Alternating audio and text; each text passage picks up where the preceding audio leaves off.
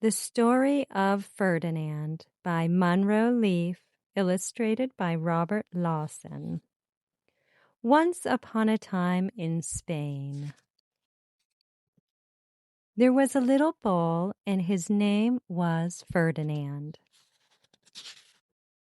All the other little bulls he lived with would run and jump and butt their heads together. But not Ferdinand. He liked to sit just quietly and smell the flowers. He had a favorite spot out in the pasture under a cork tree. It was his favorite tree, and he would sit in its shade all day and smell the flowers.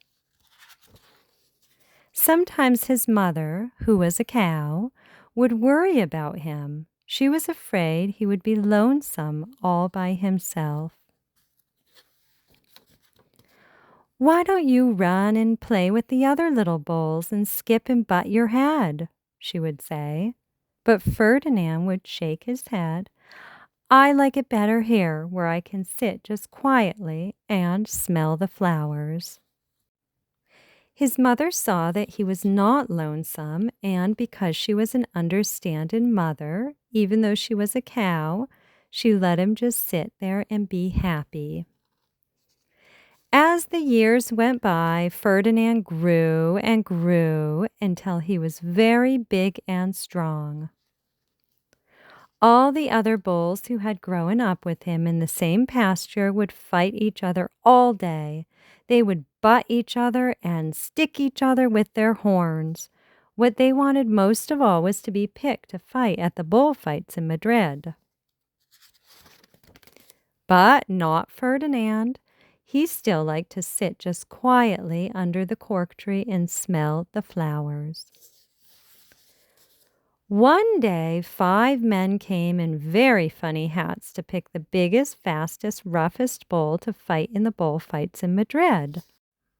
All the other bulls ran around snorting and butting, leaping and jumping, so the men would think that they were very, very strong and fierce and pick them.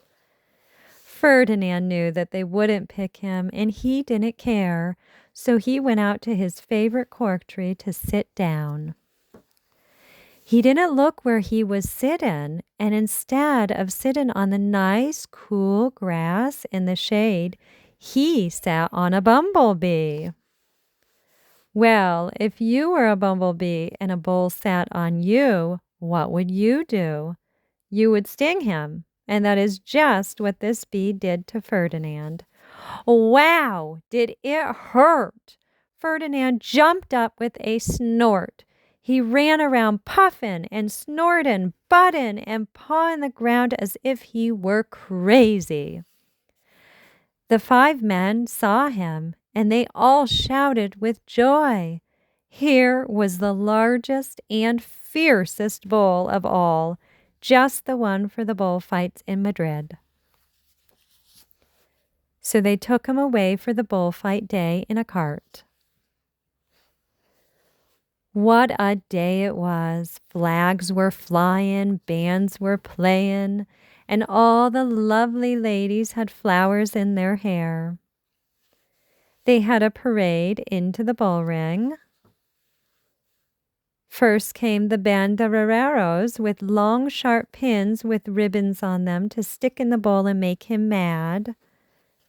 Next came the picadors, who rode skinny horses, and they had long spears to stick in the bull and make him madder.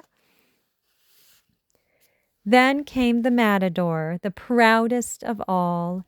He thought he was very handsome and bowed to the ladies. He had a red cape and a sword and was supposed to stick the bull last of all. Then came the bull, and you know who that was, don't you? Ferdinand. They called him Ferdinand the Fierce, and all the banderilleros were afraid of him, and the picadors were afraid of him, and the matador was scared stiff. Ferdinand ran to the middle of the ring, and everyone shouted and clapped because they thought he was going to fight fiercely and butt and snort and stick his horns around. But not Ferdinand. When he got to the middle of the ring, he saw the flowers and all the lovely ladies' hair, and he just sat down quietly and smelled.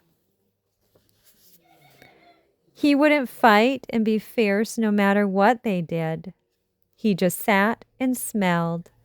And the banderilleros were mad, and the picadors were madder, and the matador was so mad he cried because he couldn't show off with his cape and sword.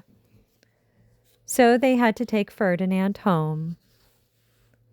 And for all I know, he is sitting there still under his favorite cork tree, smelling the flowers just quietly. He is very happy. The end.